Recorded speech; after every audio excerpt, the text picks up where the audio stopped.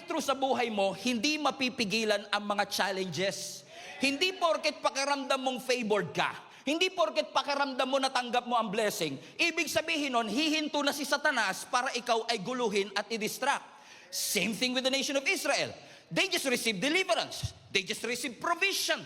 They just experienced Jehovah Jireh. Next week yan. Amen?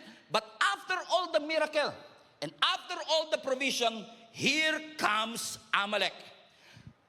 Tinugon ng Panginoon ang kanilang pangangailangan. Sinustain sila ng ating Panginoon.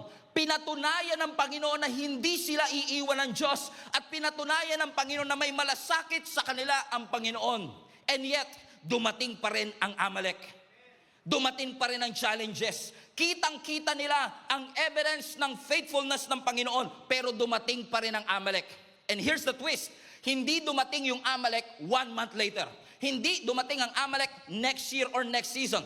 Immediately, habang nandun pa sila sa Rephidim, kung saan dumaloy ang tubig, while they are still enjoying the blessing, fresh pa ang blessing, nasa memory pa nila yung blessing, dumating ang Amalek. And this Amalek was so serious, they want to kill the nation of Israel while they are still enjoying the blessing. I believe this timing is very intentional. Kasi yung mga, minsan ina-assume natin na daranas lang tayo ng battle kapag malayo ka sa Diyos. Pero may mga battle na dadaan sa buhay mo, hindi dahil malayo ka sa Panginoon, kundi daraan yung battle after a moment of victory. But in spite of all of this, in spite of all the challenges, in spite of all the battles, when we study the text, and I was amazed, I've read this text many times, I've preached this text many times, but iba talaga ang presensya ng Panginoon, iba talaga ang word ni Lord is always fresh every morning. So are you ready to learn based on the text? We are going to do an expository approach right now.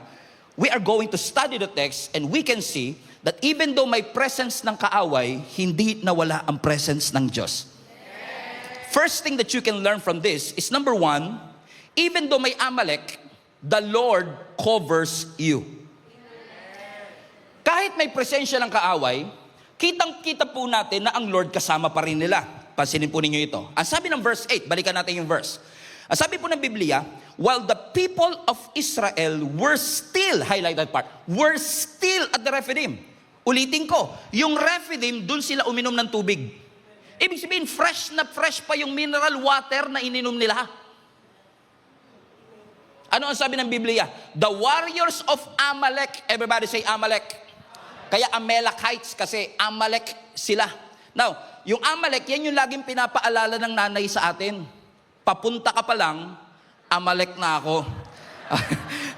Everybody say,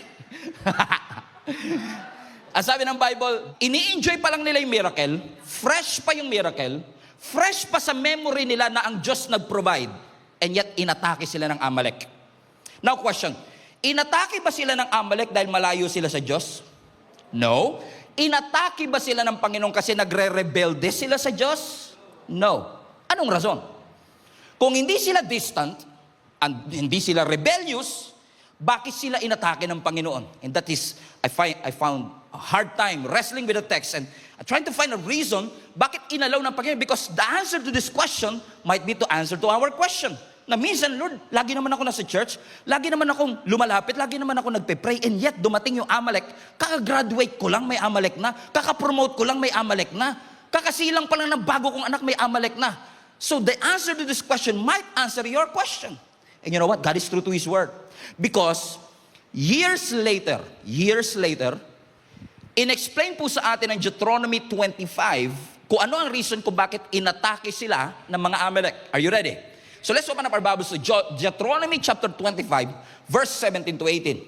Basa. Never forget what the Amalekites did to you as you came from Egypt. There you go. That's the reference for Exodus 17. Verse 18. They attacked you. Read. They attacked you when you were rebellious. They attacked you when you were distant. Is that what the Bible said? No, hindi sila inatake dahil sila ay rebellious. Hindi sila inatake dahil sila ay malayo sa Diyos. No, they were attacked because they were exhausted and weary. Exhausted means you are tired physically. Weary means you are empty on the inside. And watch this. Hindi sila inatake ng Amalek dahil nagre-rebelde sila sa Diyos. Inatake sila ng Amalek nung pagod na pagod sila. Ibig sabihin, ito kasing mga, kung titignan nyo po ang history ng mga Amalekites, ito mga Amalekites, sneaky yan. Pag umatake yan, hindi yan paharap umatake. Aatakihin ka niya from behind. Hindi lang sila sneaky, they are strategic. Sinasadya nila na yung inaatake nila yung mga vulnerable, yung mga pagod, yung mga mahihina. Selective sila na hindi nila inaatake yung mga malalakas, ang inaatake nila yung mga mahihina.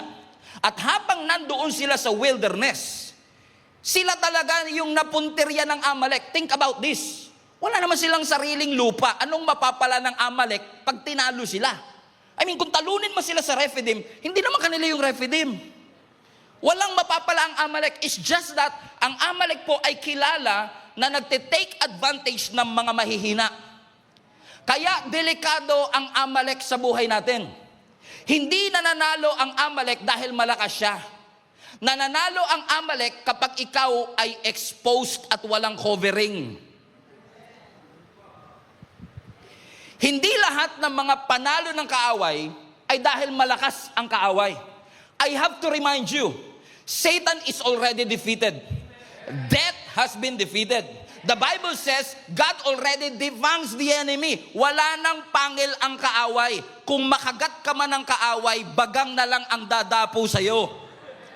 Wala na siyang kapangyarihan. Pero bakit tayo natatalo? Hindi dahil malakas siya. Kaya madalas tayong bumabagsak kasi ang buhay natin masyadong exposed. In the midst of our fatigue, in the midst of our exhaustion, in the midst of our weariness, doon umaatake ang mga Amalekites. Ibig sabihin, ang greatest threat sa ating mga Kristiyano, hindi laging si Satanas. Minsan ang greatest threat kapag ang Kristiyano walang covering. Because Satan was also sneaky. Kung ano blind spot mo, yun ang aatakihin sa iyo. Selective siya. Hindi ka niya aatakihin habang umiinom ka pa ng tubig. But after the miracle, after the promotion, after the breakthrough, here comes Amalek. Papunta ka pa lang. Everybody say Amalek. In fact, Amalek is more than just an enemy. Because through reading the scripture, makikita po ninyo that it was indeed the first time na nilabanan ng nation of Israel ang Amalek. Ito ang unang beses, pero hindi ito yung huling pagkakataon. Because kung titignan nyo yung verse 16, sabi dito, the Lord will have war with Amalek from generation to generation. When you study the scripture, even sa panahon ni King Saul, Amalek ang kanya. Naalala nyo nung nawalan ng anointing si King Saul kasi meron siyang itinira dun sa laban, Amalek yung kalaban niya nun. Si David, nakalaban ng Amalek. Hanggang kay Esther, nandun si Amalek. Ibig sabihin, itong Amalek is a picture of an enemy na hindi mo mapapabagsak sa unang laban. It is a picture of a pattern. It is a picture of a cycle. Kasi hindi lahat ng kasalanan mapagtatagumpayan mo sa unang araw. May mga kasalanan na nagiging pattern, nagiging cycle. Mga temptation na paulit-ulit. Come on now. Mga frustration na paulit-ulit. Mga conflict na paulit-ulit. Mga taong paulit-ulit mo pinapaalalahanan. That's why naniniwala ako, if you are addicted to something, if you're struggling with something, kung ikaw ay in bondage of something, may mga battle tayo na hindi porket hindi ka na nakapanood ng pornography ngayon tapos na ang laban. Kasi ang Amalek, babalik at babalik siya sa panahong vulnerable ka, sa panahong mahina ka, sa panahong exhausted ka, sa panahong weary ka. And that is a picture of something na akala natin tapos na, pero ang totoo, hindi pa pala. Pastor, bakit ganon? Hindi ba strong enough ang Diyos para talunin ang Amalek? No, it's not an issue of mas malakas ba ang Amalek sa Diyos. There's no question. God has no rival, God has no equal. Wala kang pwedeng ipantay sa Diyos. Malakas man ang kalaban mo, siguradong mas malakas ang ating Panginoon. Pero hindi natin matalo-talo ang Amalek dahil malakas siya. Kaya madalas may mga cycle and pattern sa buhay natin kasi ang mga Amalek, pag inignore mo, nagmo-multiply. pag bumalik, mas malakas na siya. It is recurring, repeated, kasi yung mga tinotolerate mo sa isang season can be normalized in the next. I want to remind you, not every victory is a finish line. But thank God, hallelujah, thanks be to God. Pagod man ako, my fatigue doesn't cancel God's covering. Hindi porket pagod ako, pagod na rin ang Panginoon mag-cover sa akin. Hindi porket weary ako, tinatanggal na ng Lord ang kanyang presensya. Hindi porket may pressure sa aking buhay, nabubura na ang mga pangako ng ating Panginoon. My weakness doesn't disqualify me from the help of my God. Kasi ang Diyos, hindi niya lang kino-cover kung sino ang malakas. You may be under attack, but you are still under God's covering. You may be tired right now, but you are still under God's covering. You may not be at your best right now, but you are still under God's covering. Your security is not based on how strong you are. Your security is based on how strong your God is. How big your God is. How powerful your God is. Can we give up a shout of praise to a God who is strong and mighty? Everybody say, covered. Put that in the comment section. I am covered. Pero hindi porket covered ka, wala ng pressure. Hindi porket covered ka, wala ng challenge. Hindi porket may payong ka, hihinto yung ulan. Hindi porket insured ka, hindi ka na mamamatay. Kahit covered ka, ang challenges nandyan pa rin. So hindi mapipigilan ng covering ang ulan, pero mababawasan ng covering yung impact ng ulan. So when you're covered, hindi ibig sabihin mawawalan ka ng pagsubok. When you are covered, hindi ibig sabihin wala ng atake. After all, the Bible says, the weapons will be formed. So there's no doubt. Hindi sinabi ng Bible, hindi makakaporma ang kaaway. Makakaporma, pero hindi magsasucceed. Kaya pala ang sabi ng Bible, yung faith sa armor of God is a shield. Remember? Shield of faith. Because when you have faith, you're covered. Pero hindi porket may faith ka, wala ng challenges. Pero kapag may faith ka, yung penetration ng challenges, mahina. The faith can stop the penetration of a challenge. And thanks be to God. Kasi yes, hindi lang ako covered. Yes, I have faith. Yes, may umbrella ko. Yes, may insurance ako. Mamamatay pa rin. Pero at least yung impact sa pamilya ko mababawasan. Kaya, magpa-insure na kayo. Joke lang. Wala. Amen? Come on now. Ang pananampalataya, hindi niya matatanggal ang mga atake sa iyong buhay. Pero, it can stop the penetration. How many among you are grateful that you're covered? However, ito na naman si Pastor. However, covered ka, hindi mapipigilan ng challenges. Pero hindi porket covered ka na, hindi ibig sabihin nun hindi ka nalalaban. Kasi even though ang nation of Israel was covered by His grace, covered by His power, kilala nila kung sino ang kanilang Panginoon. Pero ang sabi ng Scripture, covered sila pero hindi tinanggal ng Lord yung responsibility nila to fight back. They're still fighting. Covered, but still fighting. Covered sila, pero ang kaaway nandyan pa rin. Covered sila, pero hindi tinanggal ng Lord ang kaaway. Pero dahil covered sila, ineffective ang atake ng kaaway.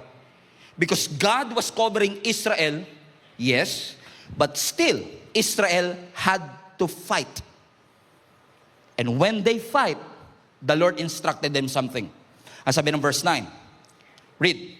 So, dahil lalaban na sila, inatake sila ng mga Amalekite sa Rephidim, Moses commanded Joshua, choose some men to go out and run.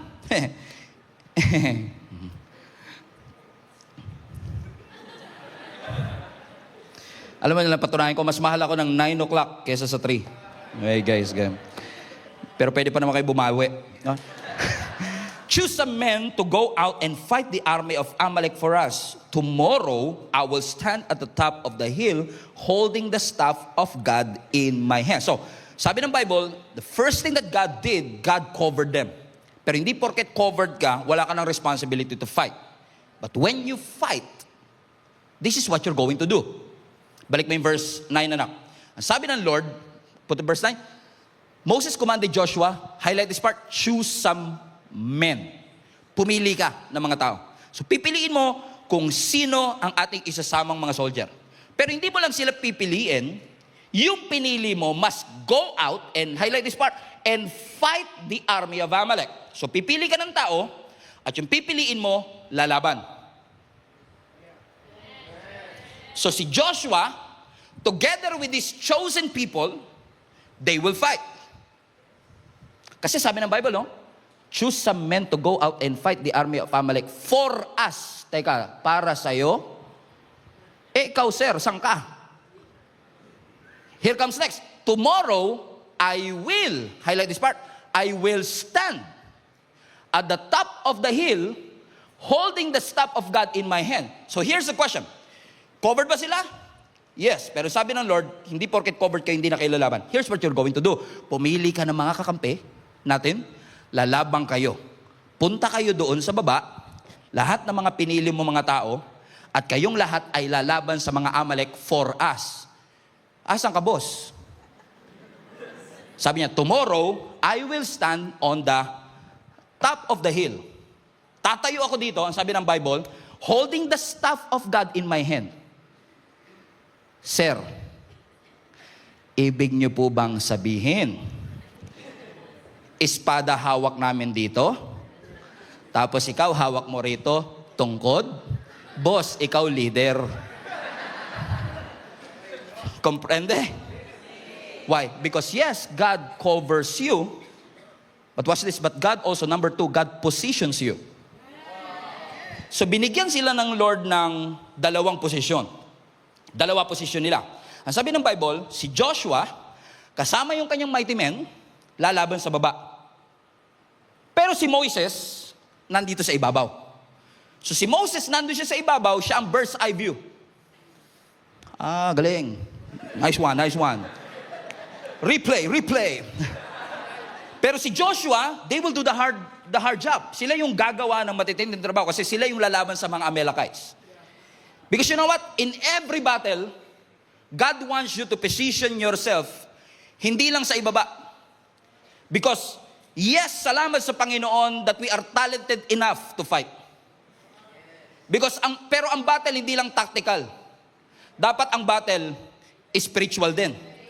Kasi kapag ang laban mo puro tactical, nakakapagod.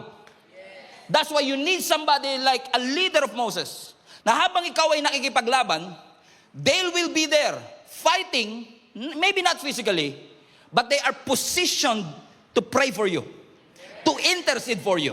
Are you still with me, mga kapatid? Because sometimes, napapagod tayo sa mga laban ng buhay natin because we are trying our best to fight tactically.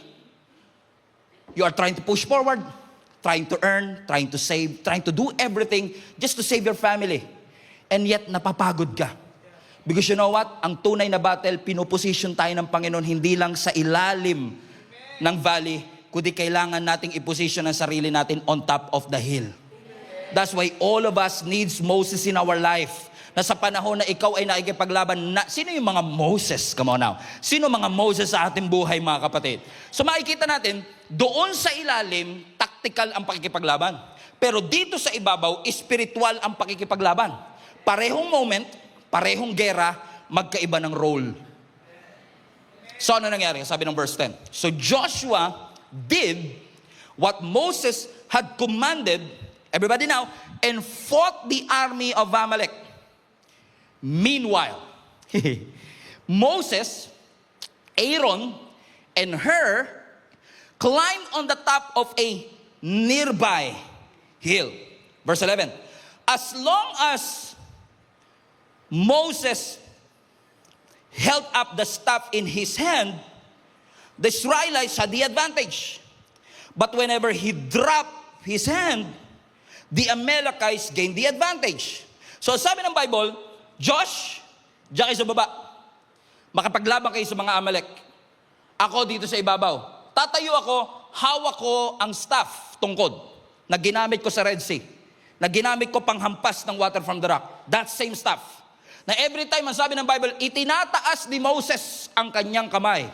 Nananalo ang nation of Israel. Pero pagka binababa ni Moses ang kanyang kamay, natatalo ang nation of Israel. Katunayan lamang, mga kapatid, na hindi sila nagtatagumpay dahil sa galing ni Joshua.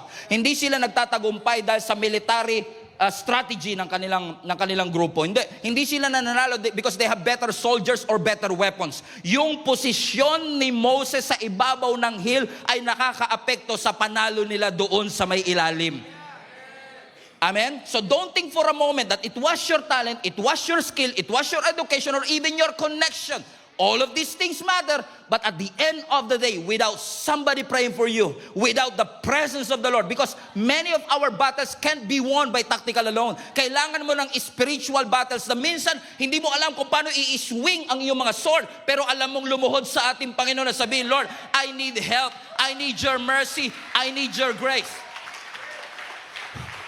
So minsan, marami sa atin napapagod kasi yung dapat inuuna nating iluhod, nilalaban na natin sa ilalim. Hindi mo mapapanalunan ng tactical yung hindi mo inuuna sa spiritual. Kasi yung victory ni Joshua ay may malaking kinalaman sa posisyon nitong si Moses.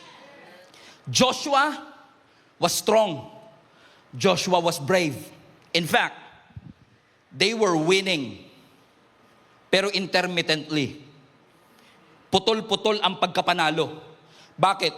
May mga enemy sa buhay natin na hindi mo mapapanalunan just because you have better strategy. Mapapanalunan mo kapag dependent ka sa Diyos. Minsan hindi mo alam, anong kinalaman ng pagtaas ng kamay ni Joshua sa pagkapanalo ko sa ilalim? Pero di ba, hindi pa ba kayo nasanay sa Diyos? Iba talaga pamamaraan ng Diyos sa pamamaraan natin? His ways are greater and higher than our ways, and His thoughts are greater and higher than our thoughts. Remember, Joshua chapter 6, Jericho wall. Sabi ng Lord, ang unang syudad na i-conquer niyo sa promised land, Jericho. Largest, strongest, safest city in Canaan. Yung kapal ng kanyang pader, pwedeng mag-U-turn ang kalesa. Pero sabi ng Lord, your military strategy is off the table. Umikot kayo once a day. But His ways are higher than our ways. Remember Gideon? Judges chapter 7? Di ba? Libo-libo ang kalaban nila pero sabi ng Lord, 300 lang, tapos yan. Remember Jehoshaphat? 3 army nagtulong-tulong para pabagsakin ng Judah. Ready na silang lumaban. Ang sabi ng Lord, musician at singer ang ilagay mo. Buti na lang, nasa tono yung mga singer nun. Posible rin na kaya nalito mga kaaway kasi wala sa tono eh. Pero sino man naman ang mag-aakala na pwedeng papanalunin ng Panginoon without them even fighting?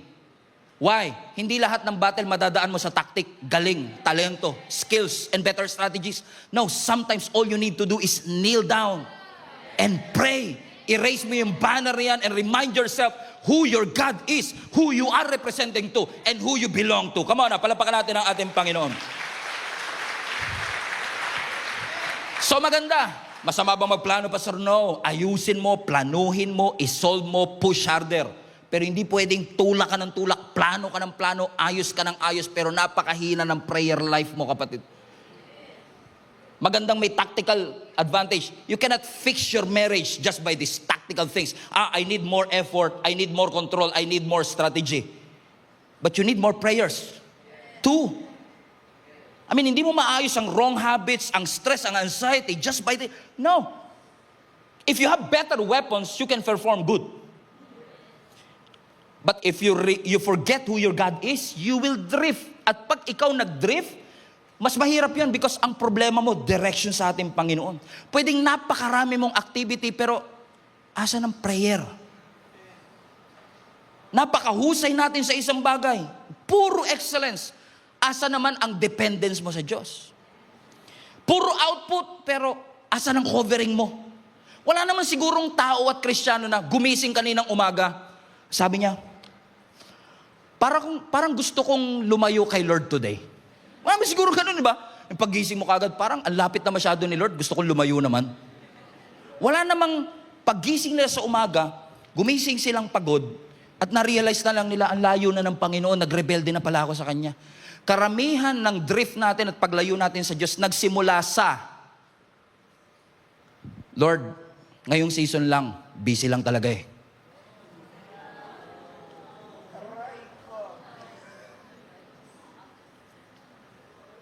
babalik din po ko, Lord, ayusin ko lang sarili ko. Wala akong nakita na sinabi, Lord, ayoko na sa'yo. Break na tayo. Madalas siya nagsimula, Lord, kahit ngayon lang, marami lang talagang iniintindi sa buhay. Yun ang hindi ko maintindihan. Ang dami mo pa na palang iniintindi, yung makakapag-solve, iniwan mo pa. Marami ka na palang iniintindi, bakit mo iiwanan ng Panginoon? So, ibig sabihin, mas may tiwala ka pa sa bangko mo. Mas may tiwala ka pa sa alam mo. So, magaling ka sa tactical, pero hindi lahat ng battle mapagtatagumpayan ng galing at husay. Ligo at dasal. Kailangan. Sabi mo sa katabi mo, may pag-asa ka pa. May pag-asa pa yan. O, safeguard lang 3 beses. Amen. Kailangan mo ng spiritual warfare. Kailangan lumaban. Amen? Huwag mo kakalimutan ng Panginoon. Huwag mo sasabihin sa Lord, balikan kita later, Lord. Nag-a-adjust lang. You need God on your side. You need this stuff raised because you cannot win. Because your posture in your spiritual life will affect your tactical, practical life. Amen? Although hindi lahat ng nagpe-pray, nagsasucceed. Kasi minsan, you're too focused naman in your spiritual.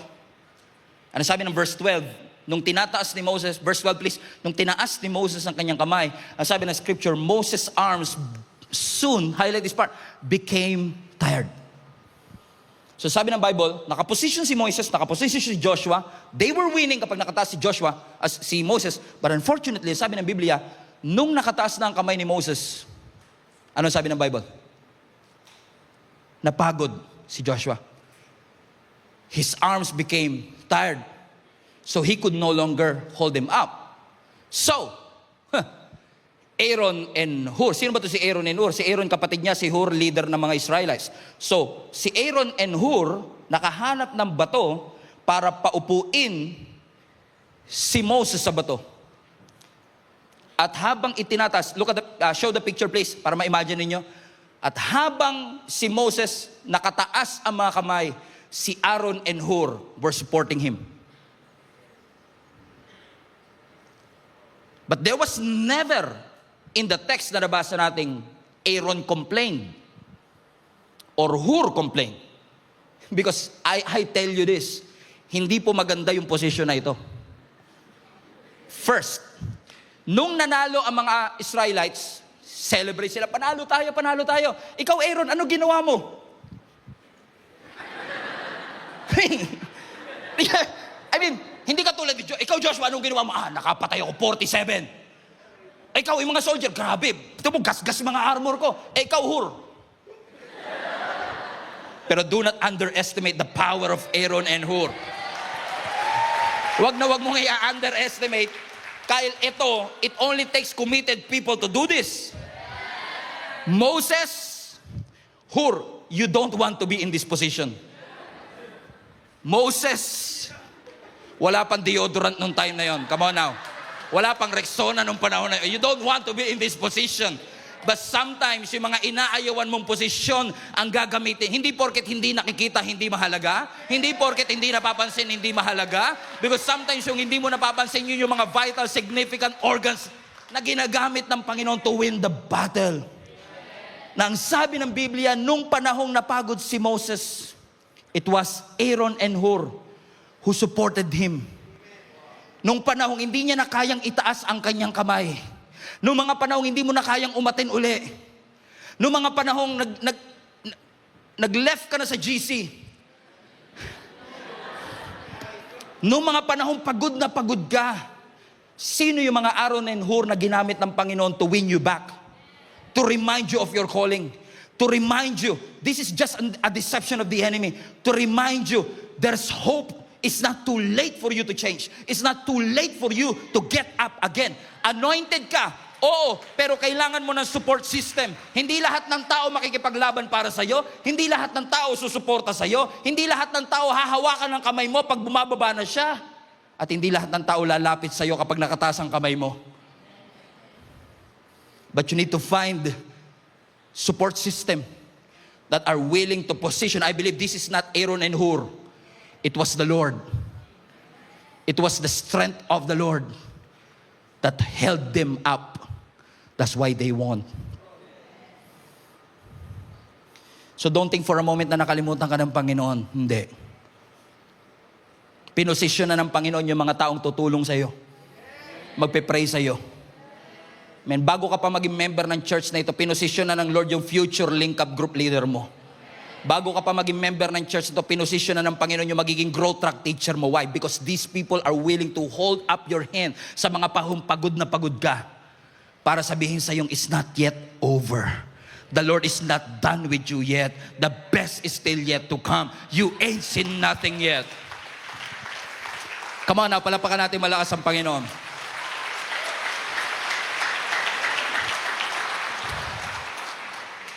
So, ibig sabihin, walang binatbat ang Amalekites sa Israel, pero naging problema ni Moses yung kanyang pagod. But still, because of Aaron and Hur, they fought, they prayed, they endured. And sabi ng Bible sa verse 14, after the victory, after the victory, after the victory, after. Alam niyo yung mga verse katulad ng, and I've learned to be content. Like Apostle Paul, I've learned to be content. Bago mo ma-learn, ang dami mong dinaanan, right? So hindi mo matututunan kung hindi mo tiniis. Hindi mo matututunan kung hindi ka prinotektan. So, when you say after the victory, it only means something. Ang victory hindi basta-basta makukuha. So, nahirapan sila, napagod sila, pero nanalo pa rin sila. Why? Because yes, the Lord covered you. And the Lord positioned you. But it's also the Lord who sustained you. That's point number 3. The Lord sustains them. Sabi ng Biblia, hindi hinayaan ng Panginoon yung hirap ang makapagpahinto ng katagumpayan. No. It was the Lord who sustained them.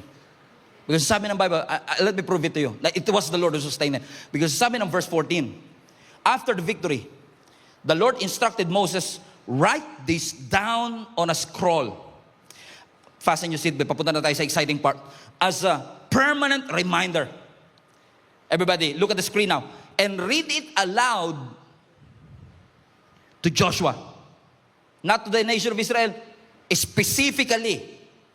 Isulat mo to, lagay mo sa scroll, para ipaalala sa inyong lahat. At basahin mo ng malakas kay Joshua. Ano yon? I will erase the memory of Amalek from under the heaven. Ano ang sinasabi ng Lord? Bakit sinabi ng Lord? Basahin mo kay Joshua.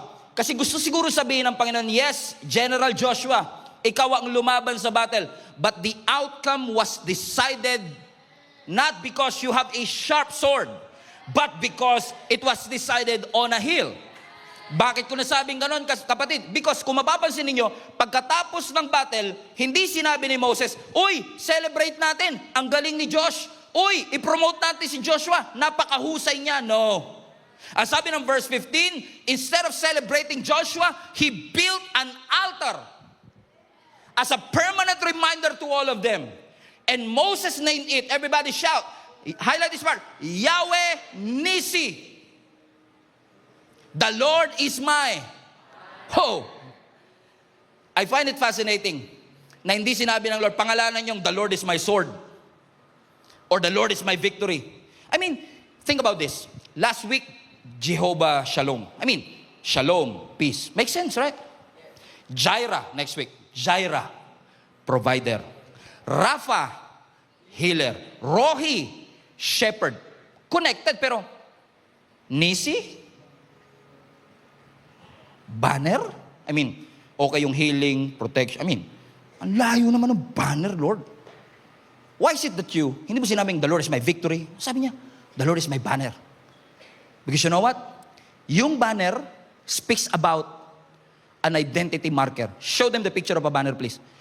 Yung banner is something like this. Banner, please. There you go. A banner is a symbol of identity marker. parang flag ng Pilipinas. Parang uniform ng basketball team. Yun yung nagre-remind sa kanila kung ano yung nirarally nila para magtagumpay. So when they won after the victory, hindi sinabi ng Panginoon, the Lord is your sword, the Lord is your victory. No, the Lord is your banner. Because probably some of them, while fighting in the valley, fighting with Joshua, some of them also get tired. Napagod din sila. But every time they look at the banner, they were reminded. And at that point, yung banner nila ay yung staff ni Moses. Which reminds them, Yahweh is my identity. I'm not fighting for myself. My victory is not for myself. I am representing the Lord. I am representing who my God is. So kahit napapagod ako, nagkakaroon ako ng iba yung lakas uli because I was reminded, teka lang, this is not just for me anymore. This is for the Lord. Amen. You are fighting under the name of Yahweh Nisi. The Lord is your banner. It's not your victory. It's the Lord's victory. It reminds you, who do you belong to? Who are you representing? Is it worth it? Are you still under His covering? When you say, the Lord is my banner, Yahweh Nisi, you are reminding yourself, I know I belong to the Lord. I know I represent the Lord. I know my victory comes from the Lord. I refuse to fight life's battle outside the Lord. That's why He named Him Yahweh Nisi, the first and only mention of the word Nisi. Sabi ko nga, Lord, bakit dito sa Rephidim? Bakit hindi dun sa Red Sea? Hindi dun sa Mana? Bakit dito? Because I believe God is not just teaching the nation of Israel how to win.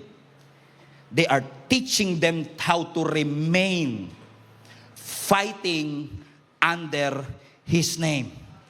May na-realize sila nung araw na yon. Na-realize nila hindi sapat ang lakas ko para manalo. Nananalo ako kapag naitataas ang pangalan ng Panginoon. I am not winning because I'm talented enough.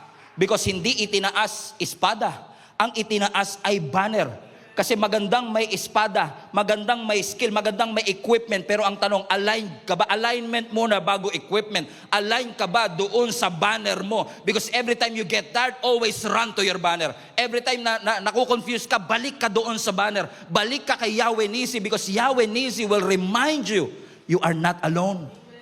The battle is the Lord's. You're not fighting on your own. You're fighting, representing Yahweh Nisi. So they won. Ang banner hindi siya weapon. Ang weapon pwede magbago, ang tactics nag-a-adapt. Pero ang banner, it never changes. This text reminds us, ang decisive factor kung bakit sila nanalo, hindi dahil matalas ang espada ni Joshua, hindi dahil marami silang soldier, hindi dahil maganda ang kanilang strategy. Kaya sila nanalo. Kasi itinaas ni Moses ang banner.